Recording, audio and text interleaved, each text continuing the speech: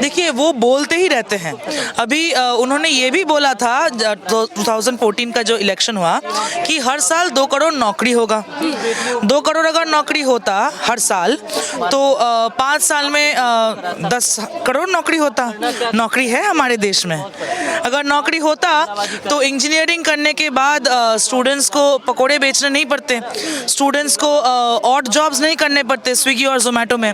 BTech करके MTech करके students के पास कोई पैसा नहीं है, वो लोग डिलीवरी बॉय का काम कर रहे हैं, गिग वर्कर्स का काम कर रहे हैं। तो यही बात है कि मोदी सरकार बहुत कुछ बोलती है, ठीक है, डिलीवर वो नहीं करती। उन्होंने ये भी बोला है कि हर गांव में इलेक्ट्रिसिटी है, उन्होंने ये भी बोला है कि टॉयलेट्स बन चुका है हर गांव में, पर आज भी अगर आप गांव में जाएंगे तो आप देखेंगे कि टॉयलेट्स बना नहीं। स्वच्छ भारत का जो नारा उन्होंने लगाया वो बिल्कुल ही झूठा है।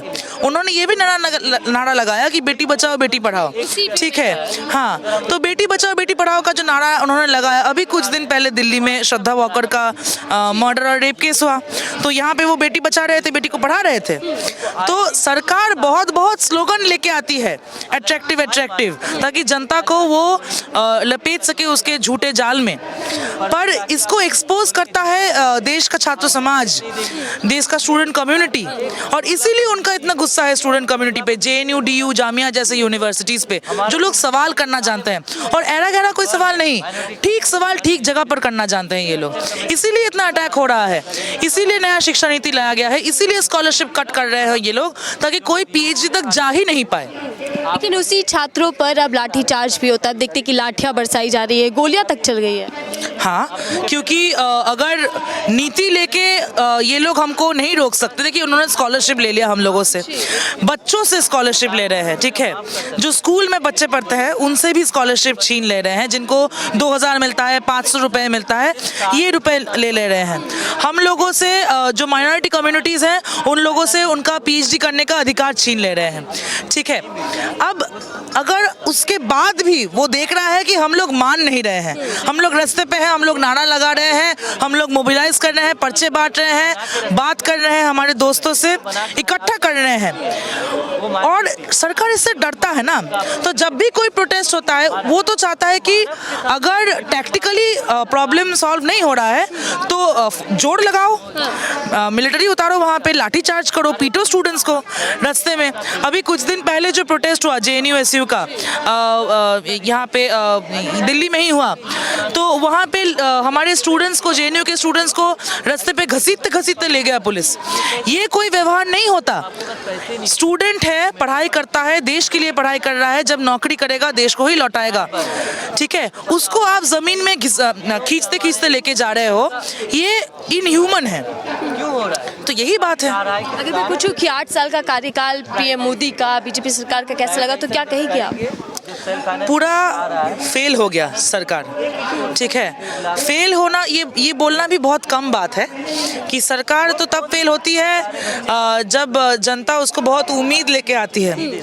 ये बात सही है कि बीजेपी को वोट मिला, पर ये बात पे फोकस करना ज़रूरी है कि क्यों बीजेपी को वोट मिला। क्योंकि वो नफरत का राजनीति फैलाया, इसलिए उसको वोट मिला। उसने पोलराइजेशन किया भारतवर्ष के समाज में, इसलिए उसको वोट मिला। तो सरकार फेल हुई है ये ज़रूर हम बोलेंगे, और उसके साथ साथ ये भी बोलना चाहेंगे कि सरकार दंगा करवा रही है, सरकार लोगों को बांट रही है। ये जो MANF उन्होंने रद्द किया, ये सवाल कीजिए कि क्यों MANF ही रद्द किया। कुछ साल पहले जब नॉन नेट फेलोशिप रद्द किया था इन लोगों ने, तब पूरे देश भर में बहुत बड़ा प्रोटेस्ट हुआ था। हर स्टेट से स्टूडेंट्स दिल्ली आए थे UGC हेडक्वार्टर्स में, और 3 महीने तक घेर के रखा था उन्होंने UGC। सरकार तब समझ गया कि अगर हम ऐसा कोई स्कॉलरशिप हटाएंगे, ऐसा कोई काम करेंगे जो बड़े पैमाने पर स्टूडेंट्स को इफेक्ट करता है, तो हम लोग अपना प्राइवेटाइजेशन नहीं कर पाएंगे, शिक्षा को नहीं तोड़ पाएंगे। इसलिए उन्होंने सोचा कि चलो डिवाइड एंड कॉन्कर करते हैं, जो पुराना नीति है, अंग्रेजों का जो नीति है, ठीक है। इसीलिए अभी ये स्टेप बाय स्टेप एक एक करके ऐसे स्कॉलरशिप को चुन के हटा रहे हैं जो कंपैरेटिवली कम स्टूडेंट्स को मिलता है। पर सरकार को ये हम सारे लोग जो यहाँ पे हैं, स्टूडेंट्स लोग यहाँ पे जो हैं, हम ये बताना चाहते हैं कि JNU, DU, जामिया, अलीगढ़ मुस्लिम यूनिवर्सिटी और भी कई सारी university, Jadavpur university, presidency university, सारे यूनिवर्सिटी से स्टूडेंट एकजुट हो रहे हैं MA-NF को रद्द करने के खिलाफ में। सरकार सोच रहा है कि अगर माइनॉरिटीज़ पे अटैक करेंगे तो किसी को फर्क नहीं पड़ेगा, पर सरकार हमारा रवैया जान ले। हम लोग मानते हैं कि अगर एक पे अटैक होता है तो सब पे अटैक होता है। डबल इंजन सरकार, विकास की रफ्तार बीजेपी सरकार में तेज बोल रही है, बार बार अपनी पीठ को थपथपाती है सरकार इस बात में। हाँ, क्योंकि सरकार को तो कुछ चाहिए ना आगे बढ़ने के लिए। जनता के पास तो कुछ प्रोपागेंडा लेके जाना पड़ेगा कि देखो हमने ये बोला था और ये हमने किया। कुछ किया नहीं है ज़मीन पर स्लोगन तो चाहिए ना जनता को भड़काने के लिए, जनता को मोबिलाइज करने के लिए। तो इसलिए बड़ी बड़ी बातें करते रहते हैं और जनता को भीड़ जमाने के लिए लेके आ जाते हैं। यही बात है।